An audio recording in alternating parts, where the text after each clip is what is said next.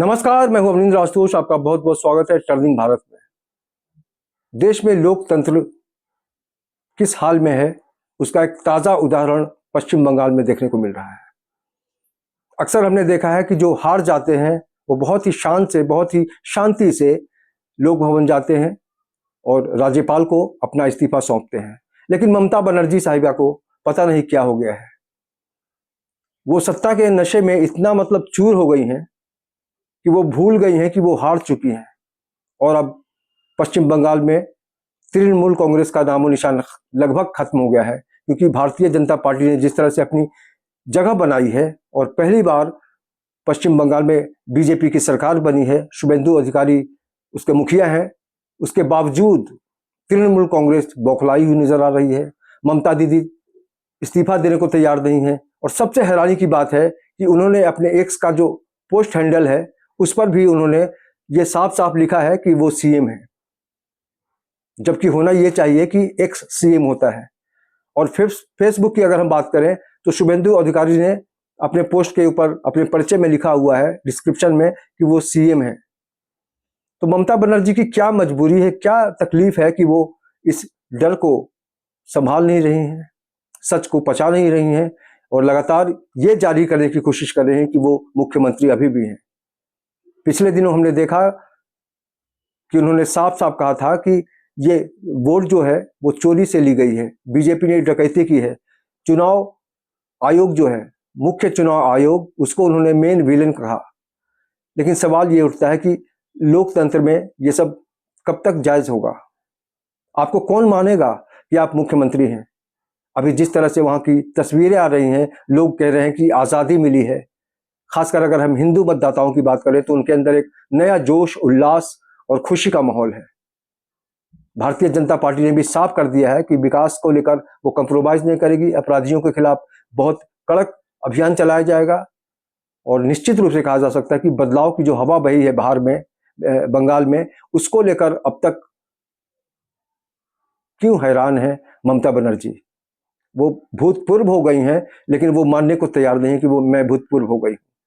तो ऐसे में अब यही लगता है कि शायद उनकी जो सोचने की स्थिति है उसमें कुछ गड़बड़ है, लोचा, केमिकल लोचा जिसको कहते हैं। नहीं तो दूसरा कोई होता तो बिल्कुल आसानी से, सहज तरीके से इस्तीफा दे देता और ये स्वीकार करता कि हाँ, उसकी हार हुई है। लेकिन ममता बनर्जी को देखते हुए कहा जा सकता है कि इनको होश में आना होगा और उनकी जो बेहोशी है, वो जो नशा है सत्ता का, वो अब तक उतरा क्यों नहीं है, इसको लेकर एक अलग बहस छिड़ गई देश भर में। ये उनको समझना होगा कि अब सत्ता से वो हटाई जा चुकी है और जनता अब उनको नहीं चाहती है, वरना उन्होंने क्या क्या सितम नहीं ढाए। महिलाओं की आज़ादी को लेकर उन्होंने जो कहा था, हाल ही में उनका बयान आया था कि शाम के बाद लड़कियों को घर से नहीं निकलना चाहिए। और एक और बड़ा मुद्दा था कि एसआईटी को लेकर जो वातावरण बनाया गया और उनका आरोप था कि हमारे असली लोगों का जो हक था उसको हटा दिया गया मतदाता सूची से।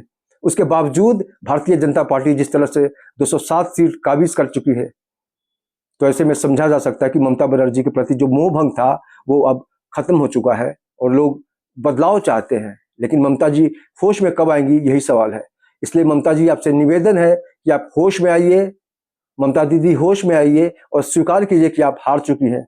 ये कब तक चूहे बिल्ली की तरह आप भागती रहेंगी? आपको सच का सामना करना चाहिए और ये मान लेना चाहिए कि अब परिवर्तन हो चुका है। पश्चिम बंगाल के लोग उनको भूलना चाहते हैं और एक नई हवा का झोंका बन के आया है। एक जो चेहरा है वो है शुभेंदु अधिकारी का। निश्चित रूप से एक बहुत बड़ा बदलाव है पश्चिम बंगाल के लिए। ऐसे में ये जो पोस्ट है, एक बार फिर देखिए ममता बनर्जी के पोस्ट पर क्या लिखा हुआ है। उनका जो परिचय है अभी भी लिखा हुआ है मुख्यमंत्री। वहीं फेसबुक पे देखिए शुभेंदु अधिकारी का, उन्होंने भी लिखा है मुख्यमंत्री। तो कुल मिलाकर आम आदमी तो समझ रहा है, उसने मान भी लिया है, सच यही है कि ममता बनर्जी का जो पद है मुख्यमंत्री का वो खत्म हो चुका है। लेकिन ममता दीदी खुद मानने को तैयार नहीं है। इसलिए ममता जी होश में आइए, सच को स्वीकार कीजिए, वरना लोकतंत्र में आपकी जो छवि खराब होती जा रही है उसमें और दाग लगते रहेंगे और आप चाह कर भी माफी नहीं मांग पाएंगी। तो एक बार फिर से टर्निंग भारत की तरफ से मैं यही उम्मीद करता हूं आपसे कि एक शांत चित्त महिला के तौर पर आप अपने आप को टटोलेंगी और ये मानने की कोशिश करेंगी कि अब मैं हार चुकी हूं, क्योंकि यही सच है। इस खास पेशकश में इतना ही। मुझे यानी अवनींद्र आशुतोष को दीजिए इजाजत। फिर मुलाकात होगी, तब तक नमस्कार। एक निवेदन है आपसे कि अगर आपने टर्निंग भारत को सब्सक्राइब नहीं किया है तो कृपया आप सब्सक्राइब करें, ताकि इस तरह की अलग अलग विषयों को लेकर हम आपसे रूबरू हो सके। और आप जो भी कुछ कहना चाहते हैं कमेंट बॉक्स में जरूर लिखिए कि ममता दीदी की भूमिका को लेकर आपके मन में क्या चल रहा है। नमस्कार।